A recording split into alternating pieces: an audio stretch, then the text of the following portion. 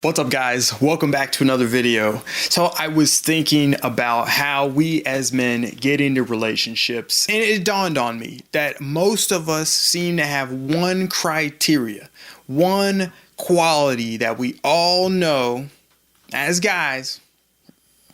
We all know and we all want our girl to have. What do you think that is? She better be hot. You want a girl that's going to be so hot, you're so attracted to her that all the other things can just go by the wayside and you can deal with that later.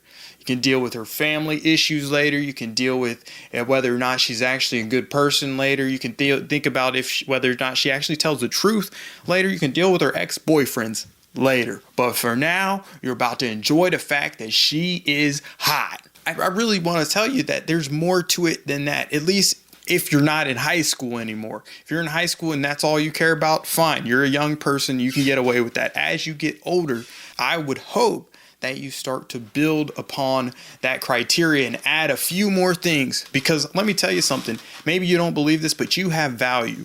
And the value that you believe about yourself, you extend that value to the person that you're with. So if you don't have any value other than I need a hot girl, then the person sitting across from you that you're like, hey, you want to be my girlfriend, you're a hot girl. If that's all, the only thing they need to come to the table with, that's all they'll bring. Okay, that's all they'll bring. They don't need to bring anything else. You set a low standard for yourself when that's all you care about. The way you start the relationship sets the tone for the entire relationship. Now, there's guys out there that are getting in relationships. They get an attractive girl and they don't get any respect. They don't get any appreciation. This person completely uses and abuses them. They wonder what happened. They have no idea what happened. Well, there it is. They started the relationship. They set the tone for the relationship based on this criteria alone. They didn't expect anything from their partner except for just basically looking super hot. And then their partner expected everything from them because they were putting everything in for that one tiny little thing. No, that's not enough. It's not enough. I want you to say, no, I'm better than that. I have more value than that. I deserve to be respected. And so in a way that you get respect is you add a few more qualities. So I want to help you add a couple more qualities to that list, that lengthy list of she's hot. The first quality you should be looking for is she should think you're special. That's not crazy. I hope that's not crazy to think that she should think you're special, that she think you're valuable, that you're important, that you're unique and different.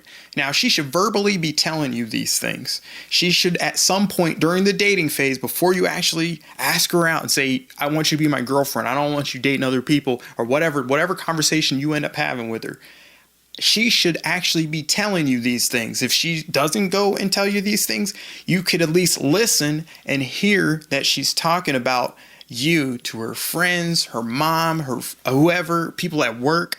She should be talking about you in a positive light because you came into her life and you're changing things, you're mixing things up, and you're a really cool guy. Whatever she happens to be saying about you, she should see you as special. Number 2, she keeps sex simple. She views sex and relationships as one and the same. You're going to listen and hear this one, or you're going to straight up ask and say, how do you view this? So how does she view sex and relationships?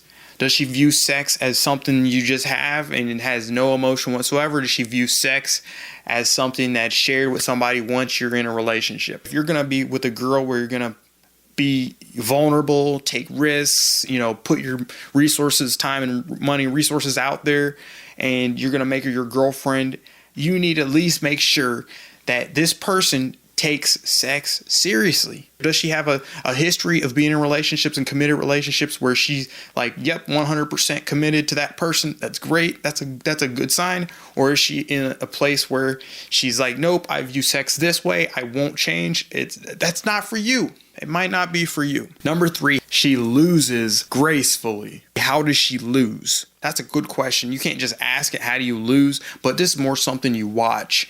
And again, as you're having these dates and you're going out and you're trying to determine if this is the right person for you, how does this person take loss? Do they have a supporting cast of characters, friends, family, a brother, sister, healthy safety net of people to fall back on when something really bad happens. Like if they were to lose their job, who's the first person they're running to? These are things that you need to know.